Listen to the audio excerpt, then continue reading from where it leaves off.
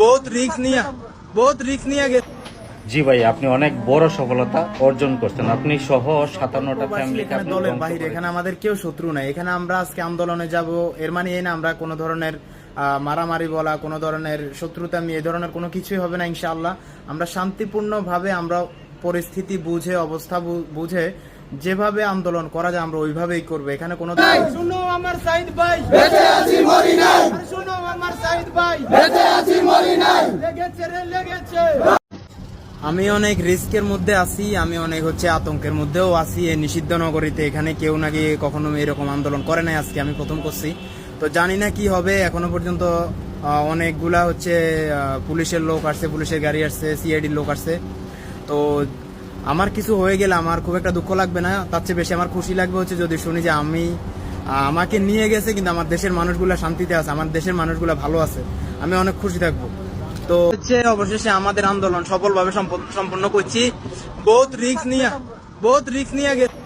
জি ভাই, আপনি অনেক বড় সফলতা অর্জন করছেন। আপনি সহ 57টা ফ্যামিলিকে আপনি ধ্বংস করে দিয়েছেন।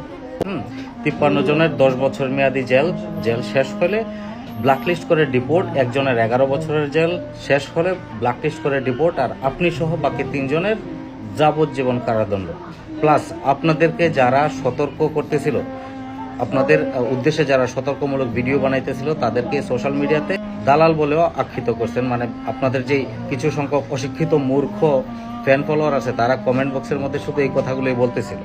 যেমন সৌদি আরব থেকে আমি সহ, রিয়াদ, আবু আনাস ভাই, তারপরে জয় ভাই, দুবাই থেকে হানিফ ভাই, আসিফ নিশু, বন্ধু মুবিন সহ আরো অনেকেই তাদের উদ্দেশ্য বানাইতেছিল সতর্কমূলক, কিন্তু কিছু কিছু পাবলিক ওইখানে উল্টাপাল্টা কমেন্ট করছে। কিন্তু এখন এটার প্রতিফলটা কি হলো?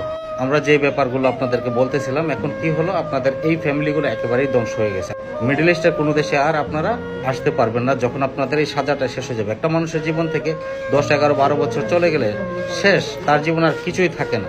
তো আপনারা যখন সাজা শেষ হবে আপনাদের, তখন দেখবেন আপনাদের জীবন আর কিছুই অবশিষ্ট নেই, বেঁচে নেই কিছু, একেবারে জীবন না থাকারই মতো।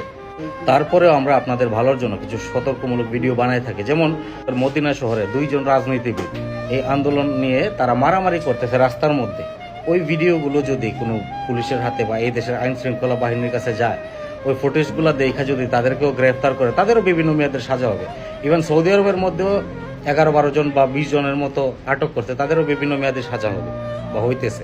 তো আপনাদেরকে এতটুকুই বলতেছি ভাই, যাই করেন সৌদি আরবে বা মিডল ইস্টে যে কোনো কান্ট্রিতে একটু বুঝে শুনে করবেন, কারণ এটা ইউরোপ অথবা আমেরিকা না, বা এটা বাংলাদেশও না। আমরা এখানে কামলা দিতে আসছি, এই জিনিসগুলো আপনারা মাথায় রাখতে হবে। অযথাই কোথাও মিটিং মিছিল এগুলা একেবারেই করবেন না। লাস্ট আরেকটা ব্যাপারে আপনাদেরকে সতর্ক করতে চাই। এখন বর্তমানে কিছু কিছু ফেক ভিডিও সোশ্যাল মিডিয়াতে ভাইরাল হচ্ছে। অন্য দেশের, আফ্রিকার বা অন্য জায়গার কিছু ফেক ভিডিও সোশ্যাল মিডিয়াতে ভাইরাল হচ্ছে। ওই ভিডিওগুলো পরে গুজব ছড়াবেন না। ওই ভিডিওগুলোর জন্য আপনি অনেক বড় বিপদ হইতে পারে আপনার, যদি আপনার আইডি থেকে বা যে কোনোভাবে আপনি ওই ভিডিওগুলোকে প্রমোট করেন বা ভাইরাল করেন। তো ওইগুলো করার থেকে আপনি একটু সাবধানতা অবলম্বন করবেন, সতর্ক থাকবেন।